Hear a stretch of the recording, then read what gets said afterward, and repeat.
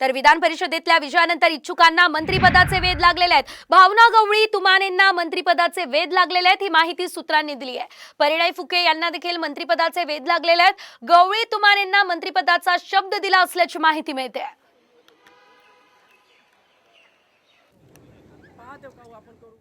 तर आपण ही मोठी बातमी बघतोय। खरं तर गवळी आणि तुमानेंना मंत्रिपदाचा शब्द दिलाय अशी माहिती आहे आणि गवळी आणि तुमानेंना आता मंत्रिपदाचे वेध सध्या लागलेले आहेत। या संदर्भात अधिकची अपडेट आपण घेऊयात आमचे प्रतिनिधी गणेश कवडे यांच्याकडून। गणेश, या सर्वांना म्हणजे गवळी झाले, तुमाने झाले, यांना मंत्रिपदाचा शब्द दिला असल्याची चर्चा सध्या रंगतीये। या संदर्भात काय माहिती? विधान परिषदेच्या निवडणुकीचा निकाल आहे तो काल आंदोलन आले